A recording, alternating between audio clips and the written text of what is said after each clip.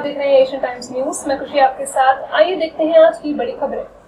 अच्छे दिन का दम भर कर सत्ता में आई भाजपा सरकार ने प्रदेश को गड्ढा मुक्त और स्मार्ट सिटी बनाने का दावा किया था, लेकिन केंद्र में 6 साल व प्रदेश में 3 साल गुजर जाने के बाद भी कानपुर नगर अपनी दुर्दशा पर आंसू बहा रही है।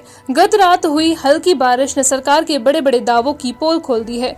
हल्की बारिश से ऐसा जल भरा हुआ है जैसे स्मार्ट सिटी न होकर गंगा किनारे बसा कोई गांव हो।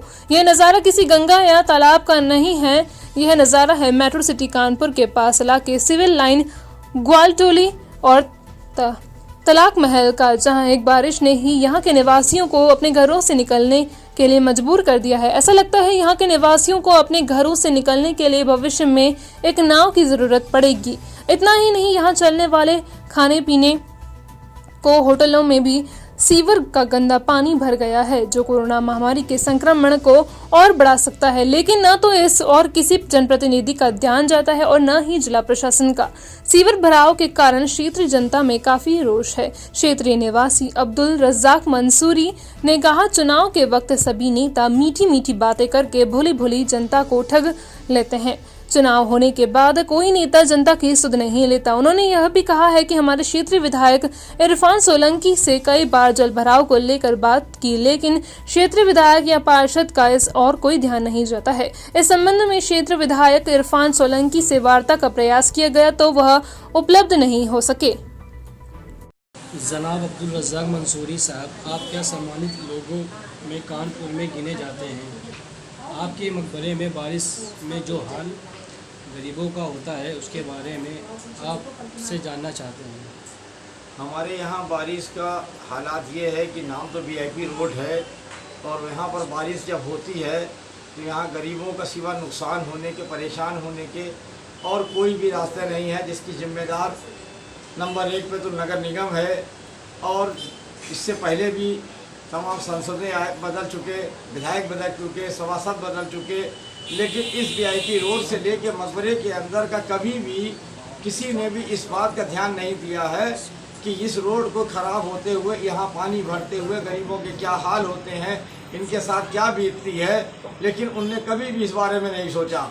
उनको जब भी सोचने की ज़रूरत पड़ती है, जब उनको वोट मांगने की ज़रूरत पड़ती है, जब वो यहाँ आते हैं, सांसद भी आते हैं, एमएलए भी आते हैं, सभासद भी आते हैं, लेकिन गरीबों के हालात पूछने नहीं आते हैं। अभी यही हाल लॉकडाउन में भी रहा। लॉकडाउन में भी ना कोई सांसद आया, ना कोई सभासद आया, ना कोई विधायक आया। जो भी आया आवाम ने ही उनकी मदद की। आज ये हाल बारिश का है कि लोगों के मकानों में पानी भरा हुआ है और हालात इस तरह के, उनके सामानों को नुकसान हुआ है, दीवारें गिर गई हैं, खंभे गिर गए हैं, वहाँ पर जानवरों का भी हालात है। सब देखा जा रहा है, लेकिन देख के नज़रअंदाजी है। नगर निगम तो बेशुमार उसकी नाकामी है कि वो किस हालात में काम करती है, किसके इशारे पे काम करती है। क्यों इस पानी का साधन क्यों नहीं किया जाता है कि जब भी बारिश आती है, जब भी यही गरीबों का हाल होता है, हर परेशानियों से सामना गरीबों को करना पड़ता है। लेकिन इस बात को कह रहा हूँ कि जो हालात इस समय में हमारे यहाँ हैं, जनता के अंदर जो एक आक्रोश है कि अब आने वाले वक्तों में चाहे वो विधायक जी हो कोई, या सभासद हो या सांसद हो, अब कि उनको मुंहतोड़ जवाब दिया जाएगा। इन गरीबों की परेशानी, इनका नुकसानात इनके सामने रखे जाएंगे, तब उनको इस बात का एहसास होगा कि वोट लेना आसान है, गरीबों के बीच में आना और उनकी समस्याओं को सुनना, उनकी मुसीबतों को हल करना कितना मुश्किल है। वो तो घरों में आराम से चैन की नींद सो रहे हैं बंगलों में। यहाँ गरीबों से हाल पूछो कि उनकी नींदें उड़ी हुई हैं।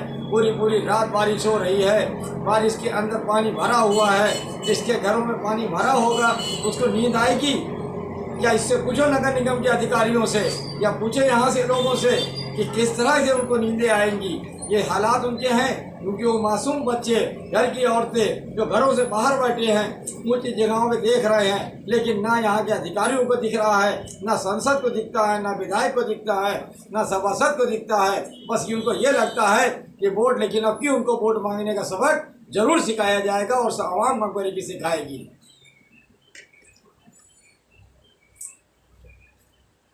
इसी तरह की और खबरें देखने के लिए जुड़े रहिए हमारे चैनल के साथ और लाइक, सब्सक्राइब, शेयर करना न भूलिए।